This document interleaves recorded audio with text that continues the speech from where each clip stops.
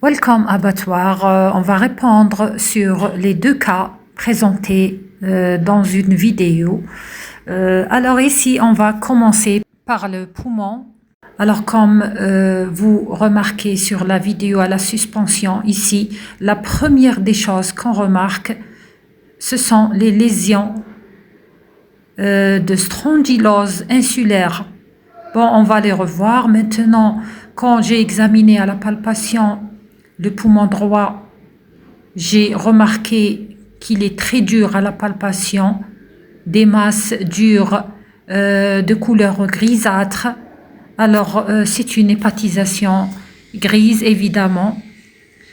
La même structure du parenchyme est sur le poumon gauche. Voilà, ici, on a la strongylosis insulaire, la forme insulaire, qui est très visible. Voilà, ce ne sont pas des kystes hydatiques, ce ne sont pas des abcès, mais ce sont des foyers parasitaires de strongylosis. Alors, on a deux lésions sur le même poumon, une strongylosis insulaire et une hépatisation grise pulmonaire.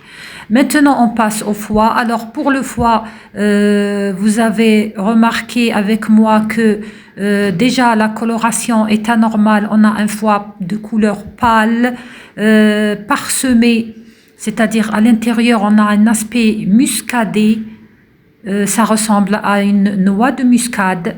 Ici, on a des foyers pâles parsemés de foyers sombres. Cela indique une mort intense cellulaire, donc une dégénérescence cellulaire des hépatocytes et la friabilité ici du parenchyme qui a l'aspect d'un foie cuit.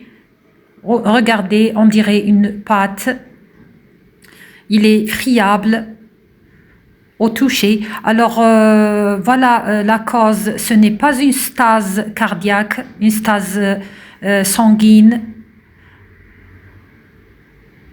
Voilà la même chose. Là, tout le parenchyme hépatique est du même aspect, noix de muscade. Alors ici, on parle de dégénérescence hépatique avec surcharge graisseuse, d'où la friabilité. Ici, si on fait le test de cuisson de ce foie, on va...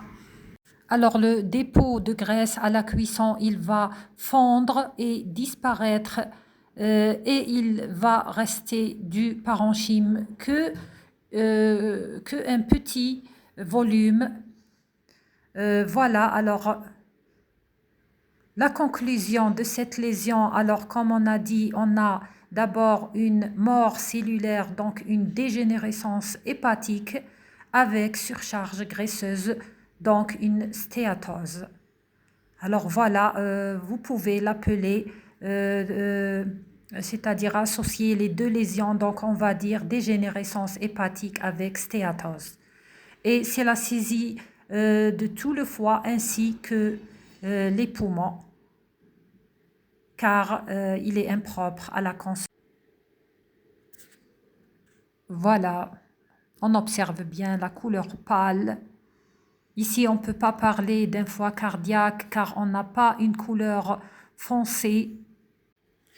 Alors, pour l'étiologie de cette mort cellulaire et dégénérescence hépatique, pour moi, à mon avis, je pense qu'il s'agit d'une hépatite ancienne ou bien peut-être un empoisonnement ou bien une attaque par les toxines ou autre chose, je ne sais pas. Dites-moi dans les commentaires qu'est-ce que vous en pensez, quelle serait la cause d'une telle dégénérescence hépatique et mort cellulaire.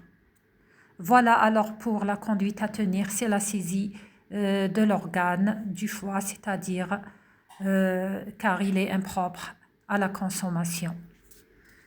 Voilà, on passe maintenant au cœur de la brebis. Alors voilà, le cœur, visuellement, il paraît relâché, le myocarde est relâché, il n'est pas épais.